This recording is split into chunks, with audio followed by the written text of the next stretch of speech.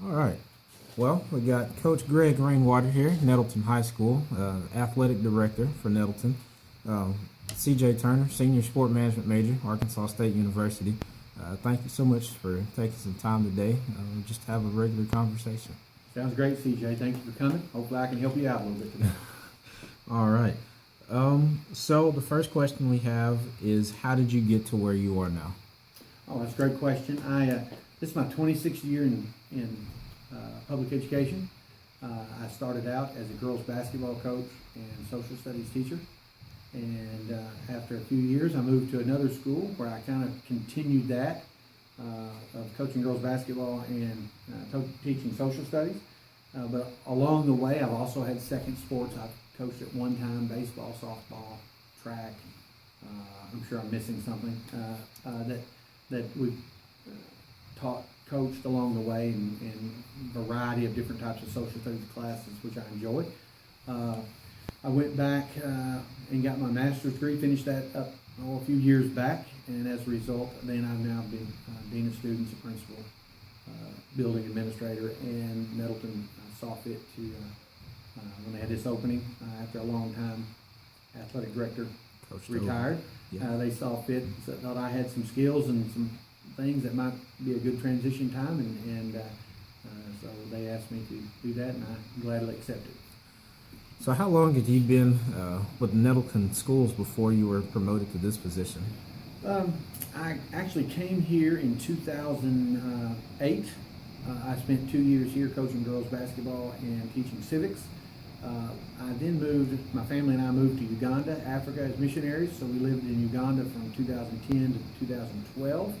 Actually got hired back to Nettleton over a Skype phone call in Kampala, Uganda, and came back again as an assistant girls basketball coach, social studies teacher. By then I started on my administrative degree as well, and so shortly after that I became a principal.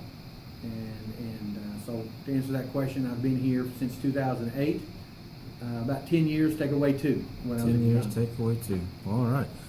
So what was your official area of study while you were in college? Social studies. Social studies, and okay. then obviously to be able to coach sports. Sports have always been a part of my life. From the moment I was old enough to hold a bat to hit it off of a tee, Sure. To playing basketball with friends. It started off probably more as a love for social, more so than a particular sport, because that's what you did. Growing up in Maynard, Arkansas, you went with the pack kind of thing. And so, sports have always been a part of my life, and so that administrative time of my career helped me kind of get more focused on managing people and managing budgets and projects and all those kind of things. Plus, the job I had in Uganda was a very administrative type job, and so a lot of things prepared me to be here. That's awesome. That's awesome. Well, let's see here. So what advice would you give to someone such as myself pursuing this type of profession? The first thing I would say is work your hardest and do the best job you can wherever you are. And don't always look to what I'm going to be or what I'm going to. That's great to have focus and ambition and drive to become those things, but don't forsake where you are. Those kids that you're working with at the beginning, those programs you're working with at the beginning, the teams, whatever it may be. Maybe that's not your last stop, but it's an important stop for them. And so you got to give it everything you have wherever you're at. And as you do that, maybe you're good enough that the people around you that have the powerful positions will move you up and see that you have some worth and some value in those roles. But the big thing is, I think you got to try to work hard at whatever you're doing. With an eye of finding, I think you got to find 3 different kinds of people in your life. You got to find one that you can help, one about your same, that you can grow together with, and then find that mentor, that guy that you see how he does it, that you can learn from. And I think if you surround yourself with those kind of folks, it prepares you for all the different aspects. Don't be a person that, hey, that's not my job. Yeah. Be a guy that learns every part of everything you can to open up as many windows as possible. Definitely. And see, that's something that I like to pride myself in. I'm 22 years old, finishing up my 4th year of school, higher education, and along the way, I've had a bunch of odd jobs, and at times I kind of beat myself up. It's like, man, this is not the type of job I, plan on having. So why am I doing this? And then talking to those mentor type people that you mentioned, they always kind of told me, just like what you said, you want to be kind of a little more well-rounded, Right. and be used to different types of people, different types of situations, because not everything is the same, but we talk about transferable skills. Right. And so That's a great way to say it. You got to have a skill set. Right. Whether you're playing basketball, or whether you're raising a family, whether you're working a job or you're working in administration, you got to have skills that other people feel like, hey, they can help us. That's something that can take us to the next level, or whatever it may be. And so I hope maybe I have a skill set that Nettleton saw was worthy of moving up. And maybe I won't disappoint. For sure. And you said this is your First year as athletic director, also director of transportation. Oh, okay. Well, let's talk about that for just a minute. Now I'm from Arkadelphia, a little small town, southwest Arkansas. So when you say director of transportation, how does that exactly apply to the athletic side of things? Well, that's a great question. Obviously, the administration part of managing people, Mm-hmm. and getting the right people to the right places, and dotting the I's and crossing the T's. And so here, how that plays out is a lot of our coaches are also bus drivers. Mm-hmm. They drive to their own trips. In some cases, it's a way for them to make extra money. And it's a little bit cheaper instead of having to pay for a driver. That's exactly right. And so here at Nettleton, they blend pretty well. Mm-hmm. I would say drivers don't get paid enough. It requires 30 hours before they can, in the public school system, be allowed to get school insurance. And so it takes a special kind of person to be a bus driver. It takes somebody who's already retired. It takes somebody going through school. If there's people out here that are going to watch this video that want to make a little extra money while they go through school, bus driving is for them. I can help them out. And so it takes a special kind of person that can have an 8 o'clock morning and a 2 o'clock in the afternoon free that they can come and drive a bus. Mm. And so our coaches, a lot of them drive, recruiting out, trying to other people to drive buses. But the biggest thing, which is similarity, is in an administration position, you're managing people with a variety of personalities, with ranging from people who are very specific of how they would like to work and do, to a more, hey, whatever the school needs, and finding a way for them all to work together. And both positions, AD and Director of Transportation, I believe are in reality our first line of defense for public relations. Sure. There's a lot of kids, a lot of parents who may not step into the school system but once a year, but they know that bus when they see it. Yes. And they expect us to get those kids picked up and delivered home every day. Not 9 out of 10, but every day. The coaches, a lot of times the parents may not visit with their social studies teacher or their math teacher, but they know that football team on a Friday night. And so I see my job a lot of times in both of those jobs as the first line of defense in public relations for people that otherwise might not come to the door. And so I think that's how they kind of tie together. Sure.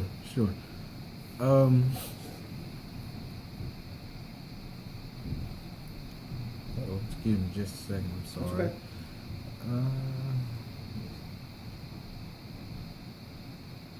All right, so the next set of questions is going to talk about sort of like sponsorship and donors and that type of thing. So the first question is, how does Nettleton Public Schools fund athletic events over the academic year? Okay. So if we've got like booster clubs or anything like that. Variety of ways. The first thing is some schools don't give their athletics department a budget. They're responsible for raising all of the money, not counting coaches' salaries, obviously, and stipends, that kind of thing. Nettleton is blessed that we have a budget. So our first thing that we have is the budget that the school gives us this set amount that we get to start with. But then after that, we have a variety of fundraiser opportunities or booster clubs or activity accounts. So all of our coaches have an activity account, and they do their own thing with that activity account, how they raise that money. Some coaches may sell cookies or do a car wash or do whatever it may be, that's money that goes into an activity account that they still have to get some approval to spend, but it's pretty much their money to spend. Right. Then those same coaches also we have a booster club for each sport. Some schools have one booster club That goes for the entire school. We used to have that, and it turned out it seemed like a lot of our sports that had fewer students seemed to be, football sort of overwhelms a school. Right. And so if we're not careful, it seemed like they could be forgotten. A lot of it's kind of going towards football. Right. Maybe not something like girls basketball or cross tennis or country, golf. Or tennis or golf. Mm-hmm. And so so we kind of divide that up and allowed every sport to have their own booster club. Some take advantage of it more than others, but that booster clubs we have a couple of booster club presidents that they're almost like employees here. They're here so much and they work so hard for our teams. And so we have that activity thing that the coaches are raising their own. We have booster clubs for any sport that wants to have one. Some choose not to have one. And then also if you went out to our baseball field, our football field, or even inside the gym here in basketball, you would see that sports sell an advertising thing. Those tend to go to the booster clubs. So baseball sells boards that you can hang on the fence, whatever sponsor it may be. One big one for us is some real estate places and some banks, and they'll put up a board out there. Our basketball gym here that we're in, we have up on our scoreboard some small advertising that we have sold that help pay for the scoreboard, plus ends up going into basketball things, and volleyball, because volleyball's in the gym as well. And then football has several hanging around, plus on their scoreboard. Right. So those are the four biggies if you count the budget. They have a coach that has an activity account, sports if they want to, and can get parents that'll work at it, have booster clubs that may help run the concession stand, may help raise money however they want to, and then you have the actual selling of advertising. That in most cases is a yearly thing that a company or a bank or a real estate broker may give money every year to a particular sport. So when it comes to the particular budgeting, as far as what the school says you can have, you said it was kind of just like a lump sum type budget, and then it is a lump sum. Don't tell my coaches I said that though. It is kind of a lump sum. My superintendent doesn't really care. He gives me a lot of freedom as long as the bottom line's okay. Right. But it is broken out. It is broken out. Football gets this much. Cross country gets that much. Tennis gets this much, kind of thing. But my superintendent cares most about the bottom line, and I kind of do that same thing with our sports, with our coaches. I kind of let them spend it however they want to in that with my approval. Of course. Football probably has 5 or 6 lines in their budget. As long as the bottom line works, I don't worry too much about how they spend it. And so yes, there is an overarching sort of big bucket broken down into smaller buckets for those sports. But at the end of the day, to be honest, if football still has $2,000 left and the baseball team goes to state, my superintendent allows me to rob Peter to pay Paul, so to speak. Gotcha. Okay. Yeah. Well, sweet. Rarely do coaches have money left in their budget. I believe it. I believe it. Yeah. So who is in charge of all the financials? I think you kind of answered that one as far as like the superintendent kind of says, okay, well, this is how much you get, and we kind of distribute it that way. Right. We have at Nettleton, and different schools do it different ways. Our assistant superintendent is our financial, our budget planner. Now, obviously, our main superintendent can come in and tweak and do whatever he wants to do with that. But we have a treasurer or a superintendent of finances. We have a district treasurer that sort of is the one that I've got to answer to if I don't have my paperwork right and that kind of thing. And then, but when it gets down to athletics, my assistant and me, we pretty much have the freedom, as long as we stay within our activity account amounts and our budget account amounts. As long as there's not any red flags, we have a lot of freedom when it comes to that. As long as we know we always answer to our treasurer and our superintendent of finances. That's awesome. All right. So the next set of questions I'll ask will be just a little bit more personal, so we can get to know you a little more. So you said you're real big in like missions and missionary work and that type of thing. Very much so. So how much of that has played a role in your life? I mean, maybe like when you got called into doing that type of thing, or That is my life. I mean, that mission work is my life. And even whether I'm here at Nettleton or I also pastor out at a church, and I travel still back to Africa at least once, sometimes twice a year. And you approach those things, people in need, whether you're at a refugee camp giving food, or you're at a place where you're maybe donating cattle or goats or whatever to a family in need. Well, basically what that comes down to is you're trying to take care of people. yes, You're trying to serve. And so that has kind of been my approach with everything in life. I try to be a servant leader. If a coach needs something and I can get it, I try to get it for him. If the football game on a Friday night, if I can help it flow better by stepping in and doing some things, and the coach, I try to do it. I try to be as hands-off as I need to be and as hands-on as I need to be. But what it all comes down to is the mission work is what drives my life.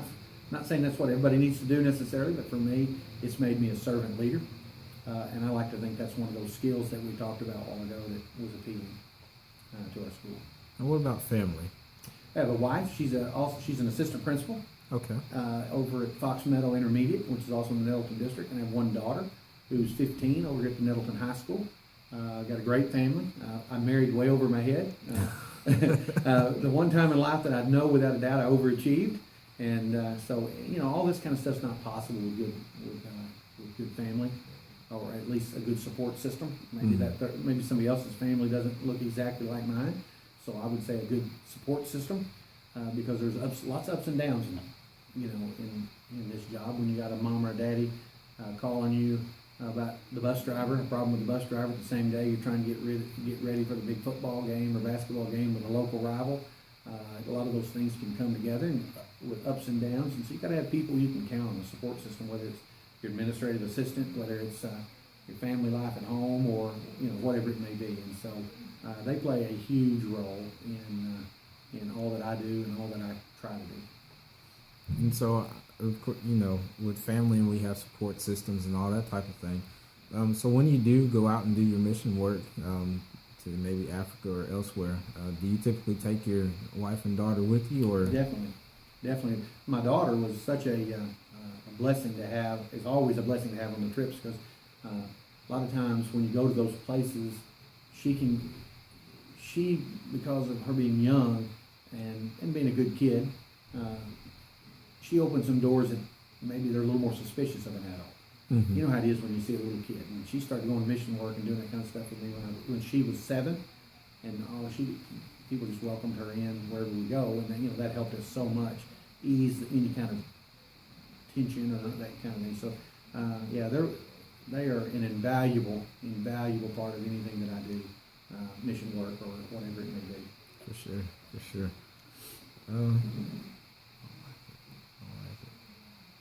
Because like I said, growing up here in the Bible Belt, we all get real big in church and all that type of thing. I like it, I grew up in church myself. I grew up playing drums, with the church choir and all that. Can't say I've gone on any major trips like that, across the ocean or anything, but just like, local stuff, maybe going to a different state when some type of, like disaster relief or anything like that. Right. The great thing about that, I know a guy that you can go with if you want to go sometimes, go with me. But the great thing about going and having a bigger world view, you come back and you've seen places where they get one meal a day, mm-hmm. it kind of makes your problems seem a little smaller.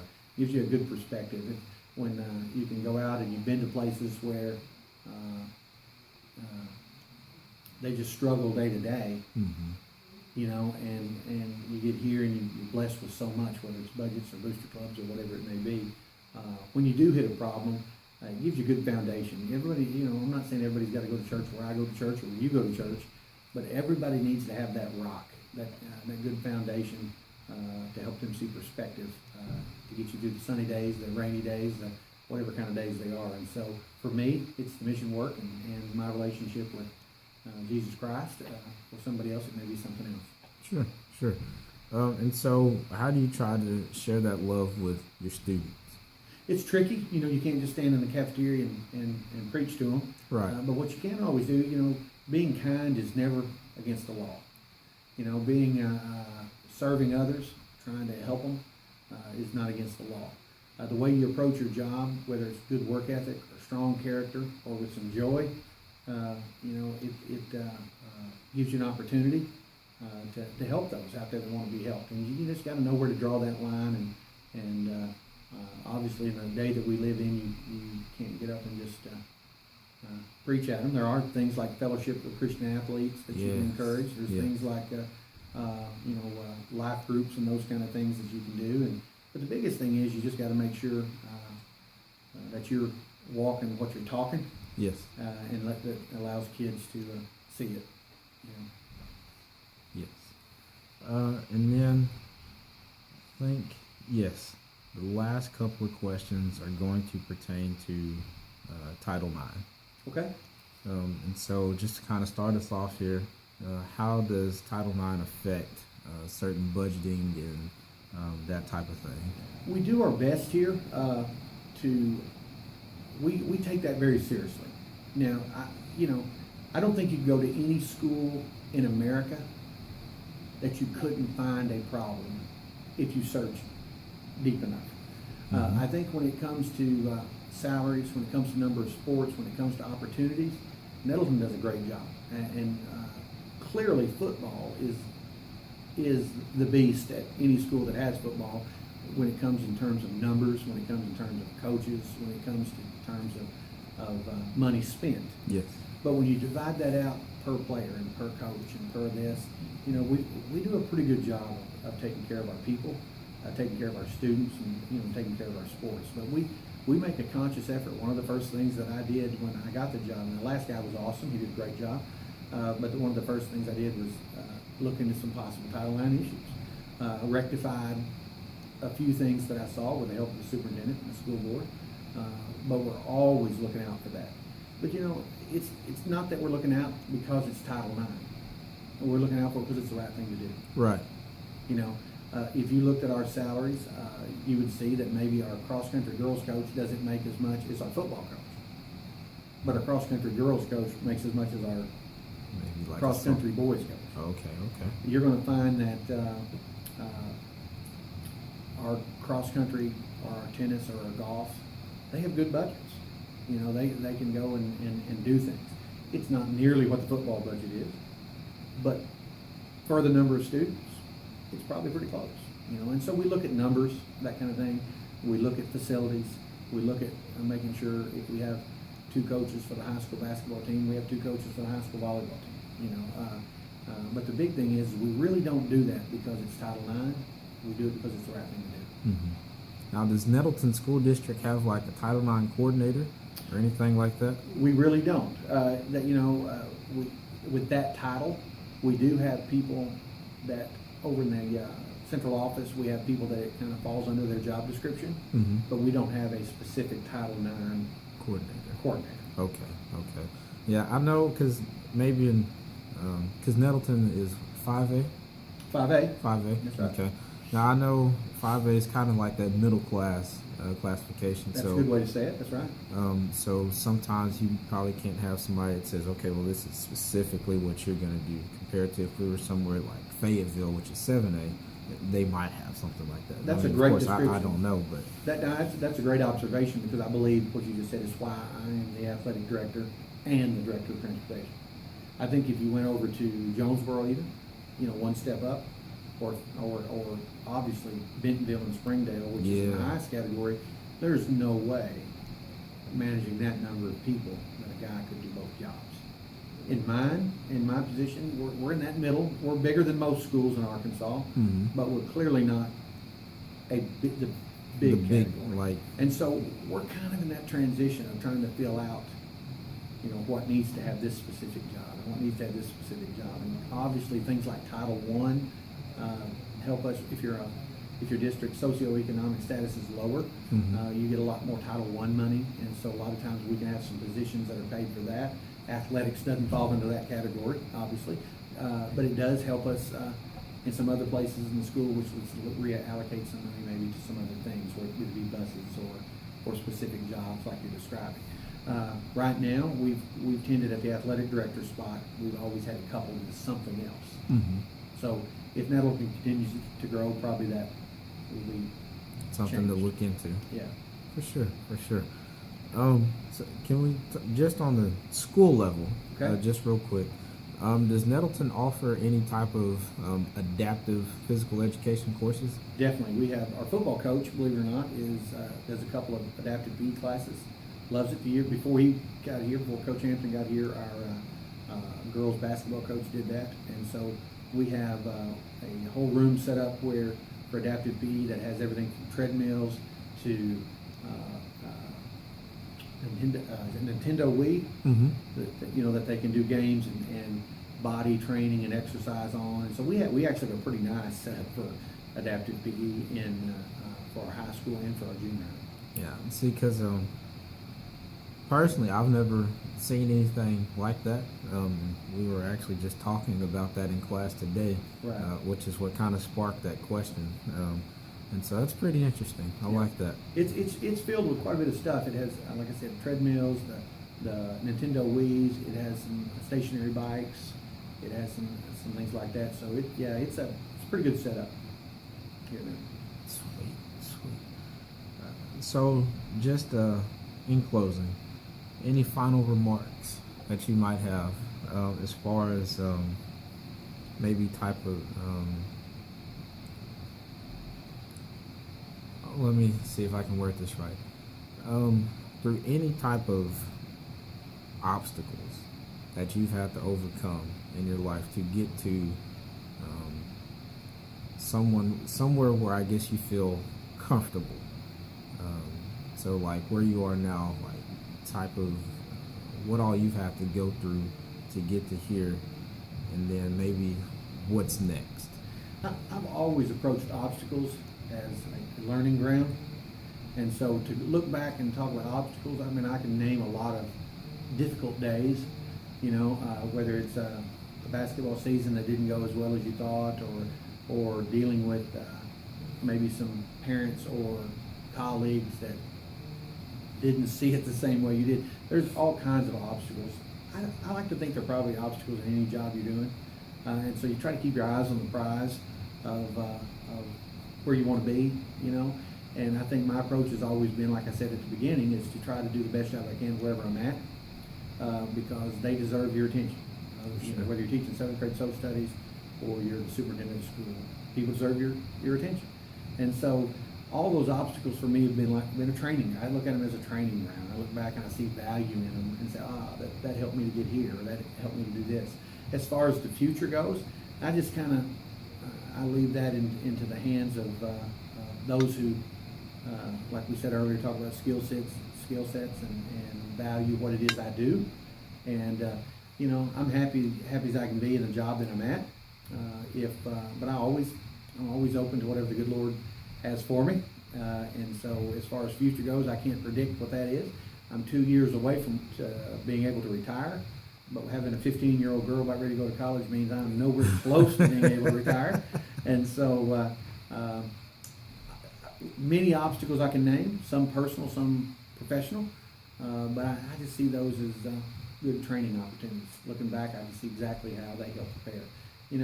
It takes difficult times and working through those difficult times to grow your experience base that allows you to understand that this job is a tricky one. It's half PR, Mm-hmm. and then it's half managing people and getting things done, kind of thing. Whereas when I was a principal or dean of students, I felt like personally it was probably more fulfilling because I got to sit across the desk from a student and try to get them on the straight and narrow, or help them get to their next phase of their life. This one is a little bit more administrative. It's a great job and I love it, kind of thing. But it's I find I win my battles where I can, knowing at all times that I'm a PR guy, I'm a administrator, and at the end of the day, I'm a servant. Yes, that's awesome. Well, Coach Rainwater, I just want to thank you so much for your time today. Everything you said has been very helpful, very enlightening. You live a busy life. I do, but I love it. Wouldn't change it. Definitely busy. But again, I just want to thank you so much for taking, just a few minutes to sit down and talk to a college student trying to achieve great things, and look forward to maybe some type of more professional working relationship. That'd be great. Thank you for coming out. I appreciate people thinking that people already out in the workforce have maybe a word of wisdom or a way to help. I hope that I've helped some today, and if I can help you in the future, I want to do it. Yes, sir. Again, thank you so much. You're welcome.